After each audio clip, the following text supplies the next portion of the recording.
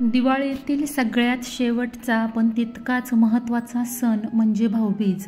बहीण आणि भावाच्या नात्यातील गोडवा वृद्धिंगत करणारा, नात्याची वीण घट्ट करणारा सण म्हणून भाऊबीज आपण साजरी करतो.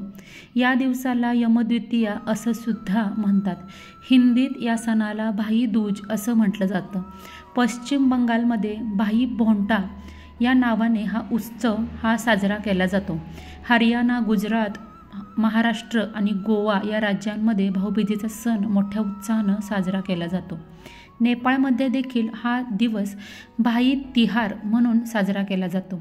तर या दिवशी बहीण आपल्या भावाच्या दीर्घायुष्यासाठी प्रार्थना करते. भाऊबीज का साजरी करतात, यमद्वितीयेची काय कहाणी आहे, काय महत्त्व आहे ते आपण आजच्या व्हिडिओमध्ये जाणून घेऊयात. भाऊबीजेला यमद्वितीया का म्हणतात यामागे एक प्रचलित कथा आहे.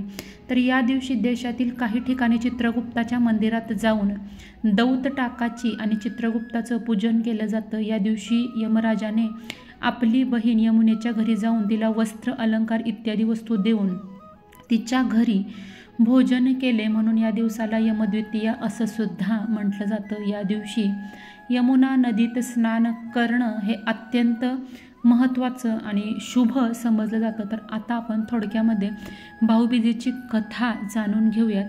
तर सूर्याला म्हणजे सूर्यदेवतेला 2 अपत्य होती. मुलाचे नाव होतं यम आणि मुलीचं नाव होतं यमुना, अशी त्यांची नावं होती. सूर्याच्या मुलीचं म्हणजेच यमुनेचं लग्न झाल्यावर यम हा आपल्या बहिणीला सासरी भेटायला खूप कमी जात असत. यमाला माहीत होतं की तो मृत्यूची देवता आहे, म्हणून आपल्या बहिणीच्या संसारावर आपली काळी सावली पडायला नको आणि तिच्यावर कोणतंही संकट यायला नको, म्हणूनच तो बहिणीकडे जाण्यास टाळाटाळ करायचा.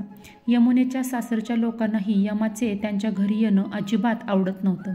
पण यमुनेच्या मनात मात्र भावाबद्दल वाढणारी ओढ तिला स्वस्थ बसून देत नव्हती.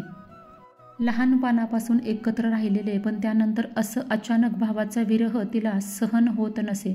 त्यामुळेच यमुनेचं यमाला खूप कळकळीची विनंती केली. त्यावेळी न राहून मात्र यमाला यमुनेच्या भेटीला यावंच लागलं. ज्या दिवशी यम यमुनेच्या सासरी तिला भेटायला गेला तो दिवस म्हणजेच कार्तिक शुद्ध द्वितीया होय. यम बहिणीच्या घरी गेल्यावर यमुनेने त्याचे अगदी आनंदाने आदरातिथ्य केले. पाटावर बसवून त्याला ओवाळलं. यमानेही बहिणीसाठी साडी, चोळी, अलंकार अनेक भेटवस्तू तिला दिल्या आणि म्हणाला, यमुने माग, अजून तुला काय हवं आहे तुझ्या भावाकडून. तेव्हा यमुना म्हणाली की मला तर कसलीच कमी नाही, मला धन नको, आणखी काही नको, पण तू दरवर्षी याच दिवशी मला भेटायला येत जा. आणि हो, या दिवशी जी कोणी बहीण भावाला ओवाळेल त्या तिच्या भावावर तुझी नजर पडू देऊ नको. त्याचं मृत्यूपासून, अपमृत्यूपासून संरक्षण कर. यमानं यमुनेला तथास्तु म्हटलं आणि म्हणूनच या दिवशी सगळीकडे भाऊबीज ही साजरी केली जाते. या दिवशी बहीण भावाला ओवाळत आपल्या भावावर कुठल्याही प्रकारचं संकट येऊ नये आणि आलेल्या संकटापासून त्याचं रक्षण व्हावं, हाच त्या पाठीमागचा उद्देश आहे.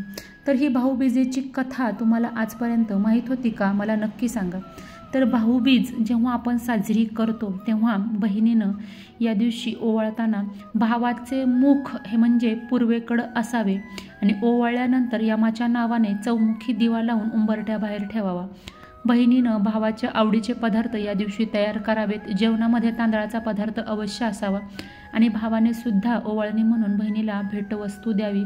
तर असं हे भाऊबीजेचं महत्त्व आणि भाऊबीजेची कथा ही आज तुम्हाला सांगण्याचा प्रयत्न केला आहे. तर आजचा व्हिडिओ आवडला असेल तर आपल्या व्हिडिओला लाईक करायला अजिबात विसरू नका. लवकरच भेटूया नवीन व्हिडिओमध्ये आणि नवीन माहितीसोबत. तोपर्यंत माझ्याकडून सगळ्यांना श्री स्वामी समर्थ.